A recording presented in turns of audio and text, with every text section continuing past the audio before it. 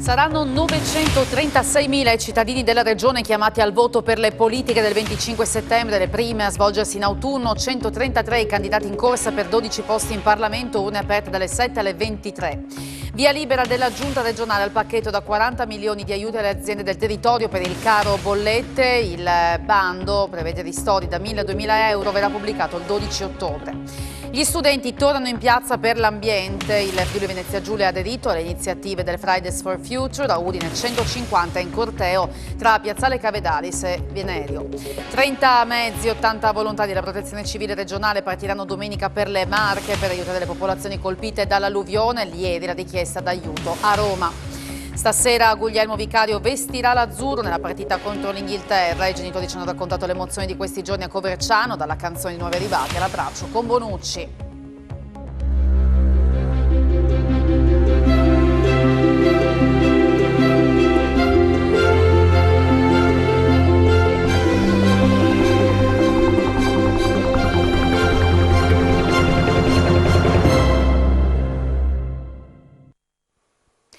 Buonasera e bentrovati da Telefriuli, l'edizione serale del nostro telegiornale. 936.273 è il numero degli aventi diritto al voto che si recheranno alle urne domenica per le elezioni nazionali. A sfidarsi in Friuli Venezia Giulia saranno 133 candidati in rappresentanza di 16 partiti e movimenti, ma ne verranno eletti solamente 12 in virtù della nuova riforma parlamentare. Ultime ore di campagna elettorale e poi calerà il silenzio per 24 ore. Da domenica saranno gli aventi diritto al voto, infatti, a giudicare i politici.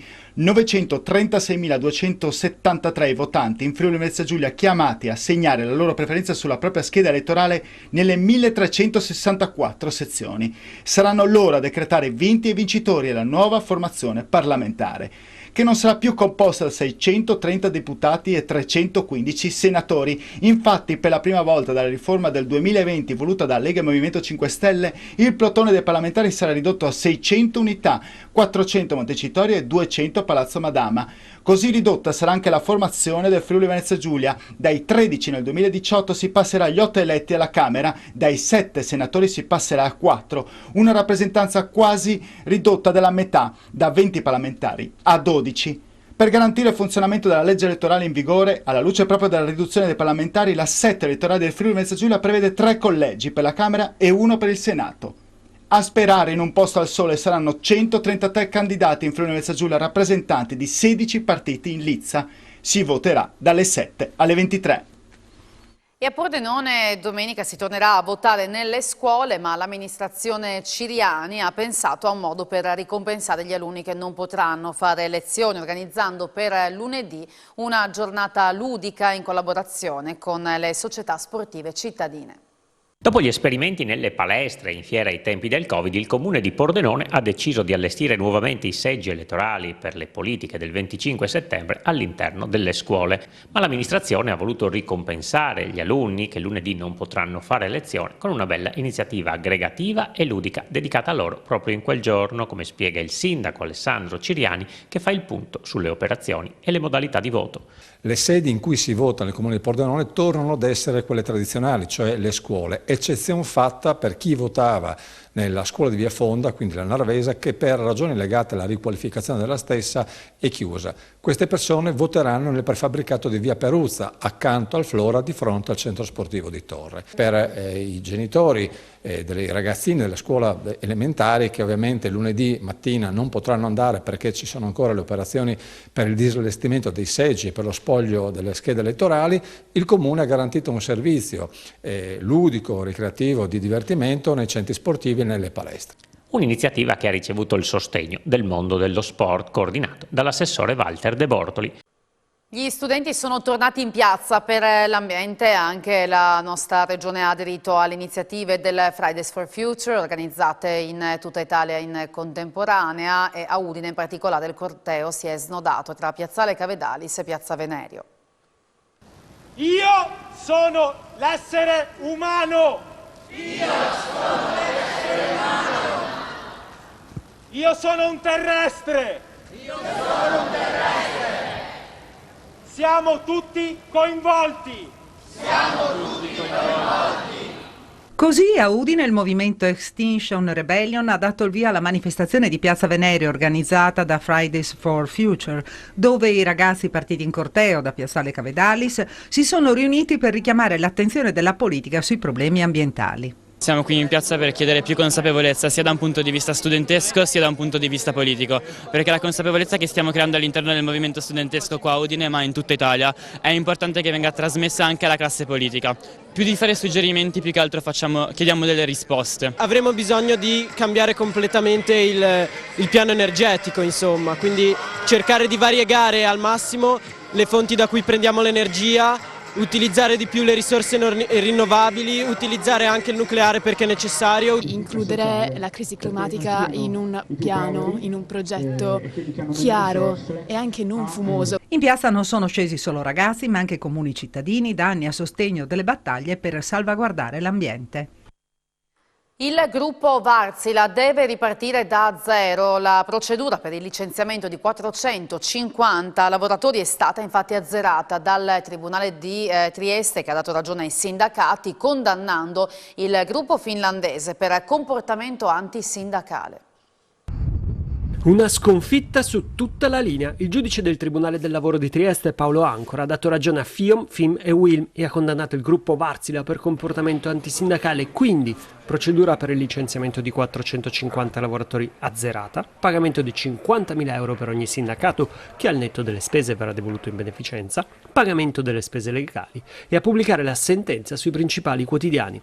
Per quanto riguarda il ricorso della Regione, che chiedeva una verifica costituzionale sulla norma nazionale contro le delocalizzazioni, è stato dichiarato inammissibile in questo contesto perché verrà discusso in maniera più approfondita in altra udienza.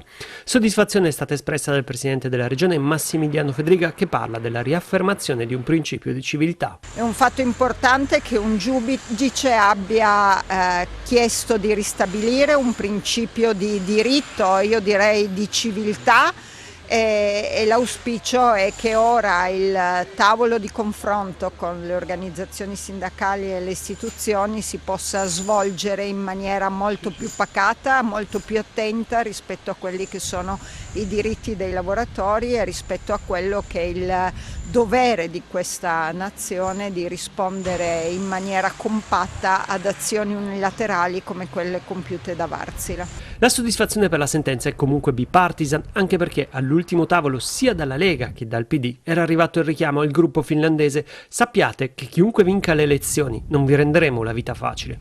Ora la procedura ripartirà da zero e con l'inasprimento delle norme antidelocalizzazioni si parla di 180 giorni per una trattativa seria e salvare 450 posti di lavoro diretti e altrettanti indiretti. E sulla vicenda Wärtsilä interviene anche il ministro per lo sviluppo economico Giorgetti. La sentenza del Tribunale di Trieste, dice Giorgetti, dimostra che l'approccio dell'azienda era sbagliato, come ripetutamente segnalato. Siamo contenti per i lavoratori, aggiunge l'esponente del governo Draghi, e ci auguriamo di continuare nello spirito di sistema territoriale unitario che è emerso nell'ultimo incontro al Mise. E via libera della Giunta regionale al pacchetto da 40 milioni di aiuti alle aziende del territorio per il caro bollette disco verde, poi alla ciclabile lungo la linea ferroviaria che va da Casarsa a Pinzano. 40 milioni di euro per aiutare le aziende del Friuli Venezia Giulia per far fronte al caro energetico. La giunta regionale guidata dal presidente Massimiliano Fedriga e su proposta dell'assessore Sergio Emilio Bini ha approvato il bando che verrà pubblicato il 12 ottobre per l'assegnazione di ristori a fondo perduto da 1.000 a 2.000 euro. Entrando nello specifico, potranno beneficiare del contributo le micro, piccole e medie imprese con sede legale o unità locali in Friuli Venezia Giulia almeno dal 31 dicembre 2020. Come evidenziato dall'assessore, il provvedimento riguarda praticamente tutti i codici Ateco, anche se l'elenco arriverà con il bando. Le domande di contributo potranno essere presentate a partire dalle 9 del 12 ottobre 2022 fino alle 16 del 28 ottobre tramite il sistema istanze online. La Regione ha anche avviato l'iter per le imprese agricole del Pordenonese che possono ottenere un indennizzo per i danni subiti dal maltempo del 25 al 26 luglio. La proposta dell'assessore Stefano Zanier serve per far fronte ai danni stimati in 700.000 euro. Infine, via libera da parte della Giunta regionale il progetto di fattibilità tecnico ed economica relativa alla realizzazione della pista ciclabile bidirezionale lungo il tracciato dell'ex linea ferroviaria che va da Casarsa della Delizia a Pinzano al Tagliamento. Il sindaco di Monfalcone nelle scorse ore ha inviato una lettera in cui chiede ad A2A, la società che gestisce la centrale termoelettrica a carbone di Via Timavo, il pagamento delle bollette dell'energia elettrica per i suoi concittadini. L'iniziativa, già avviata in altri 7 comuni d'Italia, dove sono presenti centrali simili, prevede il risarcimento per quei cittadini costretti a convivere con uno stabilimento dove per produrre energia si brucia combustibile, producendo fonti inquinanti e rumori. Nella lettera Anna Maria Cisint parla di atto dovuto ed evidenzia le pesanti conseguenze di carattere ambientale e sanitario che gravano sul territorio, danneggiando i monfalconesi. Siamo consapevoli del fatto che la ripresa produttiva degli impianti a carbone serve a tamponare le gravi carenze che l'Italia ha nell'ambito dell'approvvigionamento energetico, sottolinea Cisint, che aggiunge però non è giusto che siano i cittadini che hanno la sfortuna di abitare e lavorare in questi territori a pagare un prezzo particolarmente alto in termini di vivibilità. Per sostenere le imprese sul fronte della liquidità e contrastare il caro energia, Civibank e Sparcasse hanno messo a disposizione un plafond a tassi agevolati da 100 milioni di euro. Un plafond di 100 milioni di euro a sostegno delle imprese a condizioni agevolate è quanto mettono a disposizione Sparcasse e Civibank per fare fronte ai fabbisogni di liquidità derivanti dall'aumento dei costi dell'energia e più in generale dalle materie prime. Il plafond si avvale delle facilitazioni previste dal decreto aiuti e in particolare prevede finanziamenti destinati a soddisfare le esigenze delle aziende assicurando nuova liquidità. Tra gli interventi previsti ci sono quelli messi a disposizione da Support Italia, finanziamenti assistiti di garanzia dello Stato fino al 90% dell'importo finanziato e per una durata fino a 8 anni, con possibilità di richiedere fino a 36 mesi di preammortamento. Per le piccole e medie imprese sono previsti prestiti assistiti dalla garanzia del Fondo Centrale fino al 90%, con una durata fino a 8 anni, di cui 1 anno di preammortamento. Per entrambi gli strumenti, le condizioni di accesso sono quelle previste dal regime emergenziale legato alla crisi ucraina, pertanto prive di impatto sui plafond agevolativi ordinari. Il sistema bancario può giocare un ruolo fondamentale, commenta Nicola Calabrò, amministratore delegato del gruppo di Cassa di Risparmio di Bolzano. Siamo consapevoli, dice, che le aziende potranno avere un maggiore fabbisogno finanziario e di liquidità e queste prime iniziative promosse da Sparcasse vanno in questa direzione. Gli fa eco Mario Crosta, direttore generale di Civibank. In un contesto economico nazionale e internazionale particolarmente complesso, dice, la nostra banca è costantemente impegnata nel rafforzare il proprio sostegno ai territori con questa offerta, che si aggiunge ai finanziamenti a sostegno degli investimenti per l'efficientamento energetico degli immobili e per la transizione verso le energie rinnovabili. Riprendeva una ragazza di 27 anni in atteggiamenti intimi prima di andare a dormire, poi diffondeva il video sui social agli amici. Il caso finisce in procura a Udine. La riprendeva prima della buonanotte e diffondeva il video su WhatsApp. È stato così denunciato un uomo che spiava una ragazza di 27 anni e poi condivideva pubblicamente le immagini intime sul telefonino degli amici senza il consenso della stessa vittima. A scoprire il fatto è stata la polizia postale di Gorizia, che con il coordinamento del pubblico ministero Letizia Puppa ha individuato l'autore del reato di revenge porn. In sostanza, l'uomo riusciva a riprendere per alcuni istanti la ragazza di 27 anni goriziana in un momento intimo e privato, diffondendo immediatamente il video su un gruppo WhatsApp. Le riprese venivano rilanciate in poche ore su diversi gruppi social, finendo poi nelle mani di una donna che, amica della ragazza, le informava di ciò che stava accadendo. La tempestività della denuncia sporta dalla stessa vittima ha permesso alla polizia postale di ricostruire l'accaduto, individuare l'autore ed effettuare una perquisizione informatica a carico dell'uomo. Veniva così sequestrato il telefono cellulare dell'indagato, da qui il rinvenimento del video incriminato custodito nella memoria. Il fenomeno del revenge porn sta diventando sempre più comune e i dati in crescita delle denunce rappresentano solo la punta dell'iceberg. Molte vittime infatti preferiscono tacere, per questo l'importanza di denunciare il tutto alle forze dell'ordine con la maggiore tempestività possibile. La stessa polizia postale consiglia di non condividere o diffondere foto o video che potrebbero essere il frutto di revenge porn, diventando così complici degli autori, rischiando di entrare all'interno di un fascicolo d'indagine.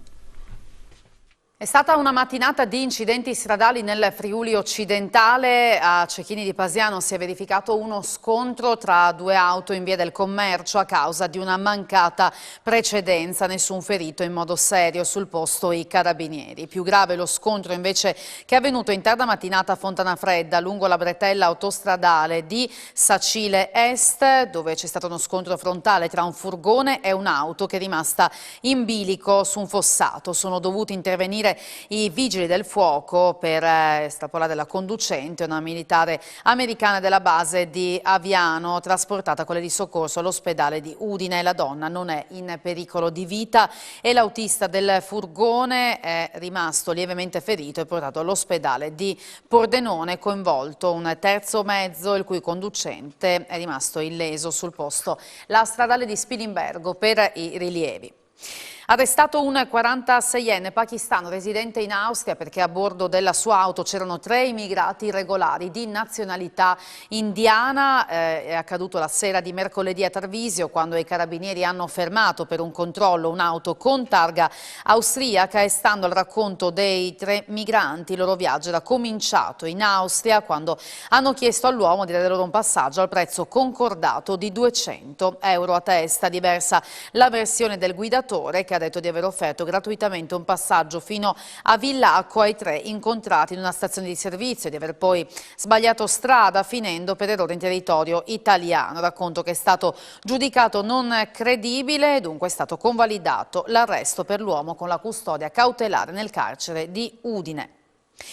Domenica mattina partirà la colonna della Protezione Civile della Regione, direzione Marche, per portare aiuto alle popolazioni colpite dall'alluvione. La colonna sarà composta da una trentina di mezzi, da circa 80 volontari pronti a supportare le squadre già sul campo. Questo pomeriggio briefing a Palmanova, sentiamo il vicepresidente della Regione Riccardi. La colonna partirà domenica. Adesso stiamo ancora cercando di raccogliere i dettagli, si stima una presenza di circa 80 volontari con una trentina di mezzi, e avvicenderanno altri gruppi di altre regioni che si sono impegnati nel corso di questi giorni, regioni più vicine alle Marche. Quindi direi che dovremmo cercare di organizzare la possibilità dei volontari di votare e poi di partire. Con noi andremo, nell'ultima parte della gestione dell'emergenza, supporto e su richiesta della Protezione Civile Nazionale, e quindi andremo a terminare quella che è l'opera che i colleghi delle altre regioni che sono intervenute hanno nella prima fase operato. Chiaramente ci concentreremo nell'attività di pulizia finale, quindi la rimozione del fango, dell'acqua nelle cantine e soprattutto dei detriti e delle ramaglie che si sono accumulate durante l'evento. Ancora una volta i nostri volontari sicuramente dimostreranno di essere all'altezza, di mettere in campo tutta la competenza, la specialità e il cuore che hanno testimoniato in questi anni di interventi e di attività. In vista della Dunata degli Alpini, che il prossimo anno sarà ospitata da Udine dopo il caso molestie, si è fatta avanti l'ipotesi di installare un numero maggiore di telecamere di sicurezza, un'ipotesi che non vede d'accordo l'associazione Lana di Udine. Allora ci colleghiamo in diretta proprio da Udine con Daniele Paroni per saperne di più. A te, Daniele.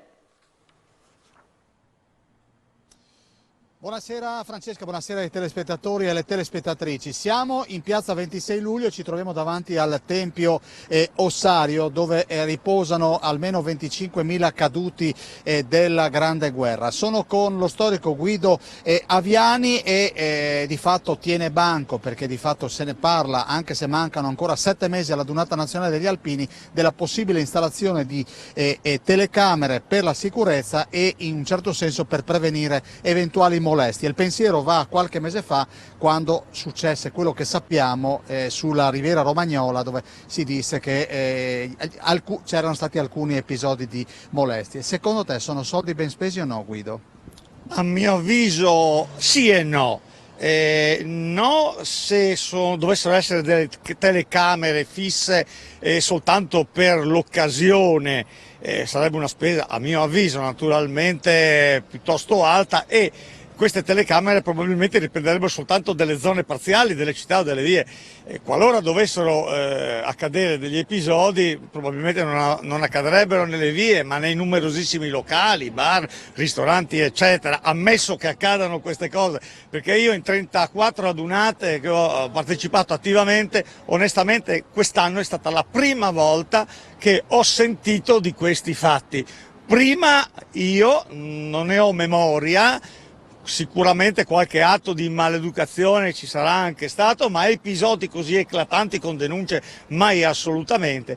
Quindi a mio avviso le telecamere possono dare un contributo, certamente, forse un contributo più fattivo, magari il servizio d'ordine nazionale con le forze dell'ordine che pattugliano possono sicuramente essere più efficaci di mere telecamere. Qualora queste telecamere invece dovessero rimanere fisse per sempre, mettiamo così, allora ecco che certamente la città ne avrebbe un vantaggio, perché delle telecamere poi possono sicuramente aiutare a scongiurare atti deplorevoli della città. E allora dobbiamo dire, e restituiamo la linea da studio, questo è un luogo simbolo, lo vediamo ripreso dal nostro Bassi, perché da qui cosa successe? Da qui nel 1942, il 20 giugno, ci fu il conferimento delle medaglie d'oro alla divisione Giulia per la campagna di Grecia, e poi da qui, da Udine, subito dopo, un mese e mezzo dopo, partirono per la Russia 16.500 alpini della Giulia, 10.000 di questi non tornarono, erano circa 5.000 friulani. Allora, io ringrazio, questa è la facciata del Tempio Ossario, ripresa dal nostro Paolo Bassi, da piazzale 26 luglio a Udine è veramente tutto, restituisco la linea allo studio. Grazie a Daniele Paroni. Un convegno per analizzare il ruolo della Regione nell'ambito della logistica internazionale è in programma a Palazzo Toriani il 28 settembre, organizzato da COSEF e Confindustria Udine. Il ruolo centrale del Nord Adriatico nell'attuale e futura politica dei trasporti è la funzione cardine del Friuli Venezia Giulia nel quadro della logistica internazionale, sempre più orientata all'intermodalità. Saranno questi i temi portanti del convegno organizzato dal COSEF, il Consorzio di Sviluppo Economico del Friuli, in collaborazione con Confindustria Udine, in programma a Palazzo Toriani il 28 settembre, con il coinvolgimento di un importante panel di autorevoli relatori che saranno moderati da Maurizio Maresca, docente di diritto internazionale all'Ateneo di Udine. Alla luce della centralità del Friuli Venezia Giulia e delle sue aree industriali e portuali nel contesto della nuova Europa e dei traffici internazionali, spiega il presidente del COSEF Claudio Gottardo, il Consorzio di Sviluppo Economico del Friuli ha ritenuto fondamentale organizzare un momento altamente qualificato di confronto tra le istituzioni e i più importanti operatori in prima linea sul versante della logistica e dell'intermodalità, soprattutto per delineare alleanze, dice, e strategie operative per un futuro di crescita. Presenti anche il governatore del Friuli Venezia Giulia, Massimiliano Fedriga, e gli assessori regionali alle attività produttive e ai trasporti. Tra gli interventi anche quello del presidente di Confindustria Udine Gianpietro Benedetti e dell'amministratore delegato di Fincantieri Claudio Gemme, oltre a molte altre personalità di spicco del mondo della logistica regionale e non solo. Il 23 settembre, oggi, è la giornata europea del biologico. Fino al 25 iniziative in regione a cura delle circa 900 aziende agricole bio del territorio. Che cos'è l'agricoltura biologica e come si concretizza nei campi, in stalla e nella trasformazione? Un'occasione per avere risposte sono le 3 giornate, fino al 25 settembre, organizzate dall'AIAB in concomitanza con la giornata europea del biologico riconosciuta dal Parlamento europeo. Le pubblicazioni scientifiche ci attestano come gestire il terreno in agricoltura biologica, che significa meno arature, significa portare fertilizzanti organici, vuol dire anche ridurre del 40% le emissioni di protossido di azoto in atmosfera e al tempo stesso aumentare lo stock di carbonio nel suolo del 20%. Il biologico in Friuli Venezia Giulia sta crescendo piano, purtroppo molto più lentamente che nelle altre regioni, abbiamo circa 900 aziende certificate fra allevatori, agricoltori, trasformatori e c'è spazio per molto di più. Ma quali sono le difficoltà per i giovani che intendono impegnarsi con un'attività agricola all'insegna del biologico? Il biologico in media ha dei gestori delle aziende più giovani e con un titolo di studio più elevato e anche una buona percentuale di donne. Quindi mi verrebbe da dire che chi arriva all'agricoltura con qualche voglia di innovare, con qualche idea un po' diversa, spesso fa biologico, magari ci aggiunge anche l'accoglienza, ci aggiunge altre attività che fanno economia, quindi va bene, e mantengono il territorio rurale vitale. Sarà la sostenibilità il tema al centro di Non Siamo Atlantide, festival previsto per domani e domenica ad Aquileia. Sostenibilità, riscaldamento del pianeta, biodiversità, deforestazione sono tantissimi temi che saranno al centro del festival Non Siamo Atlantide, tasselli di sostenibilità in programma ad Aquileia sabato e domenica prossima. Lo spirito è proprio quello di pensare che non siamo Atlantide, cioè non è l'ultima nostra possibilità, non possiamo sparire come questa isola, ma in questo momento qualche dubbio è possibile e quindi tratteremo tantissimi temi su quella che è la sostenibilità di questo pianeta, quindi non solo degli umani ma dell'intero pianeta dal punto di vista climatico, dal punto di vista biologico, dal punto di vista ecologico, dal punto di vista anche sociale. E su diverse stanze, su diverse aree, quindi dove ci sarà spazio per i piccoli, per i giovani, per la cultura, per un modo di vedere il pianeta e la possibilità di aiutare il pianeta, ma soprattutto il nostro futuro in maniera ecosostenibile. Ci saranno davvero tantissimi ospiti, protagonisti dei vari appuntamenti tra sabato e domenica. Partiamo da Tatiana Espinosa, raccontiamo qualcosa di lei. Ecco, è un ingegnere forestale che ho incontrato in Perù, è veramente una potenza dal punto di vista sia della comunicazione ma anche della passione che ci mette nel difendere tanto la foresta equatoriale quanto anche la socialità, ma soprattutto anche l'importanza della donna nel difendere proprio il pianeta e la foresta amazzonica. Ma per dire ci sarà anche Doro Ghiat che racconterà quindi quella che è la sua esperienza anche di sostegno del pianeta attraverso la musica, attraverso la cultura. Il turismo lento prende sempre più piede e coinvolge un numero sempre maggiore di persone. Questa sera alle 21 Telefriuli trasmetterà il documentario In cammino nel Friuli occidentale dedicato proprio a questo tipo di itinerari. La ricchissima offerta nel settore del turismo dei cammini, nell'ambito della provincia di Pordenone, verrà svelata su Telefriuli venerdì 23 settembre alle 21 grazie al documentario In cammino nel Friuli occidentale, di cui è autore e sceneggiatore il giornalista Pier Giorgio Grizzo. Il cosiddetto slow travel, o turismo lento, è di grande attualità nella nostra epoca. La ricerca di varianti lontane dalle tratte del turismo di massa ha portato alla creazione e alla riscoperta di numerosi cammini che spesso combinano più interessi, devozionale, culturale, turistico.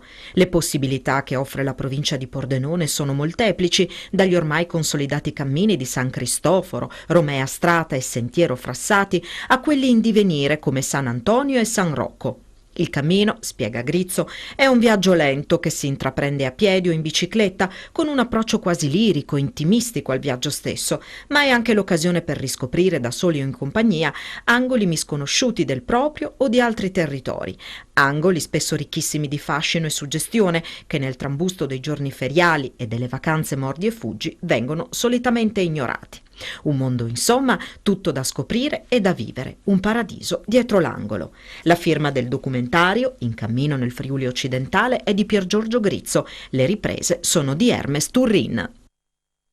Tra poco a Sport FVG l'emozione azzurra di Guglielmo Vicario e della sua famiglia in vista della gara contro l'Inghilterra della squadra di Mancini. Grazie per aver seguito il nostro telegiornale e buona serata, arrivederci.